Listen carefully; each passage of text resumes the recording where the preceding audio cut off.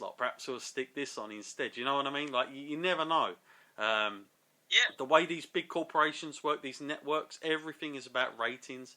That they want the audience, they want a family kind of audience, and wrestling, trust me, it fits so many different categories. Whether you in fact, as you said last time, Matt, there's going to be a lot of fans out there that will still remember the old World of Sport, and that name still holds quite a lot of power for people to go back into it and go, you know what, let's give it a go again. Other than that, Matt, of course, what we do know is Jim Ross is going to be there, and I think that's I know people say, well, what is the big deal about an announcer? But trust me, I think there's a lot to be said, Matt, about announcers. I mean, you look at TNA. I cannot stand the announcing currently going on with that, and it just goes to show how important it is. And I think by getting Jim Ross in, first and foremost, you've got a really big a guy that knows his stuff. He's not only done announcing, he was head of talent relations, so he knows a thing or two. It's great to have him around, I'm sure, as an experience standpoint. But when you get a name like Jim Ross over, Matt, to sort of call your event, I think that you sort of mean business about what you're trying to get across here. And I think, from what I understand, Matt, that the show that they've taped, from what I hear, it's a very nice variety of different mixture of kind of matches and talents, to comedic stuff, to quite serious sort of old school wrestling, and I think they've got a nice little mix going on from what I get. Are you going to be? I don't know if you're going out that night or whatever, Matt, but I mean, I take it you'll be recording it regardless. Oh yeah, totally. I mean, I'll probably be watching it live as it happens. I mean, it's not really on that late, even, is it? So if you are going out on that night, that's a good you've still point. got time to sit at home and watch it, and then get ready and then go out. So it's on at a great time, really, because being on that early, you've got time to do both. So yeah. I'm definitely going to be watching it that day. In fact. Yeah. I mean, here's the thing that ITV have over. Well, here's the thing that World of Sport have over quite a lot of people, including even WWE to a certain degree, is ITV are the guys behind all this. ITV is World of Sport. World of Sport have not had to go to ITV and say, this is what we want to do. Literally, ITV own World of Sport. They used to own it. They still have the archives. There's been many rumours, Matt, that WWE have tried to inquire getting that archive, but literally ITV have said, no thank you, we're not going to sell, and I believe there were some very high offers going in. Now, whether that was a couple of years ago, whether ITV thought to themselves, hang on a minute, we know what you're up to, you're going to create this subscription network and try and get everybody's archive, we're not... we're going to hold out someone. I thought they were just being a little bit sort of tight, but now it seems maybe there is some kind of idea where they can, I mean, if there's anybody that can resist temptation to WWE, it's going to be a big TV network like this. So the thing that World of Sport really have over the WWE in a lot of respects, and a lot of the independent promotions as well, is the fact that they can literally stick their stuff on whenever they want. Like if they really want to get the primetime spot, they can literally do it. It's a little bit like when you look back at WCW on Turner Network Television. Literally, he said, yep, have primetime up against Raw, just like that. No questions asked. That was the war.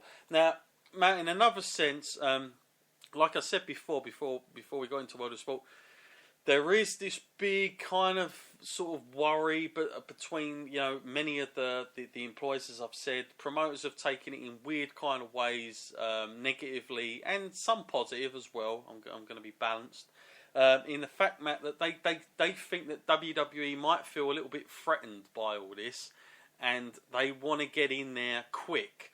And the whole idea that they're putting this on already in January seems to some people a little bit dubious at the timing of it all. Do you read anything into that, Matt, of the timing of the announcements and stuff, or do you think it's just coincidental? I wouldn't say it's so much coincidental, but I guess these things don't just get put together in like 5 minutes, do they? I'm sure WWE had their plans and they've been working on it for quite some time now. Mm-hmm. But just launching it that close to the World of Sport kind of one, it kind of makes good business sense anyway. Because if World of Sport does really well and generates even more buzz in the UK about wrestling, then that's good for WWE in itself. It's not necessarily them being spiteful or anything, or trying to manipulate the market.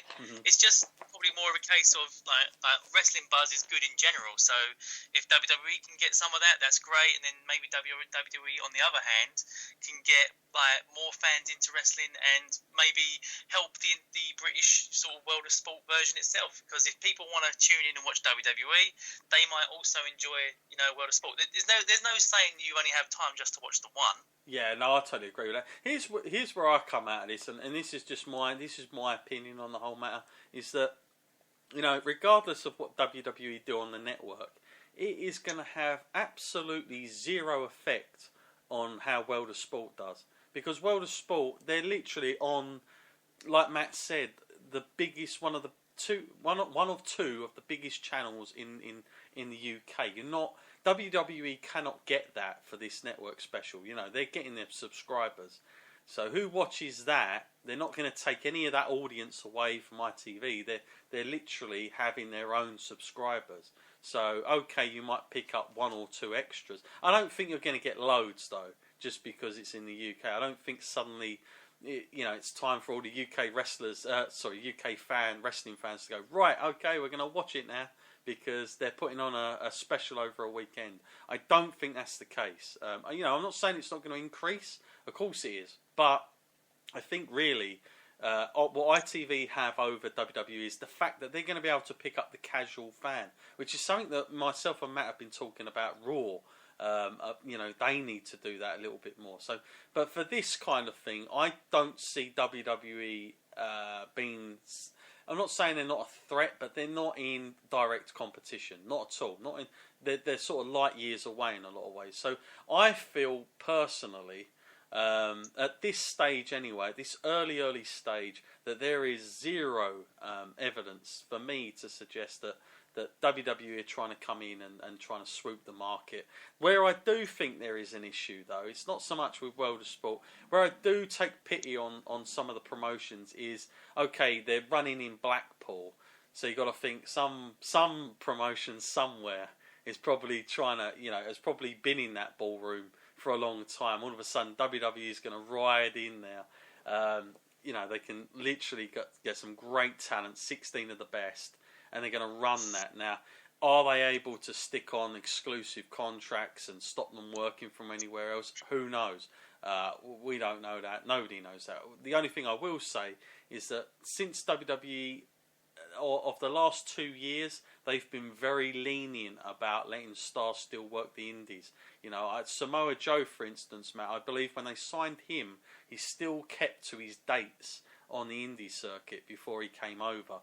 I do think they're a little bit more differently the way they are. I think they view the industry around them a lot differently.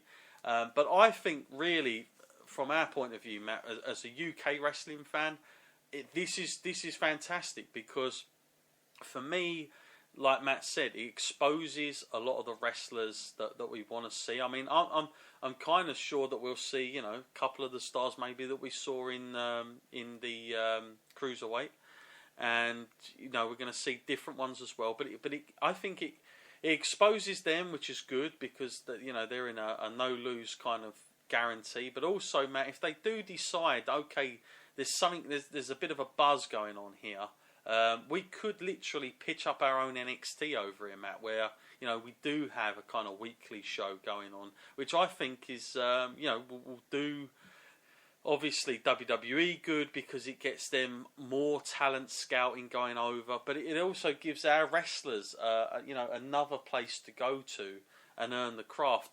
Now, I know one of the biggest issues, Matt, is if WWE do that, what happens to a lot of these smaller promotions? The ones that have grown all this talent. Are WWE just going to come in and ransack everybody?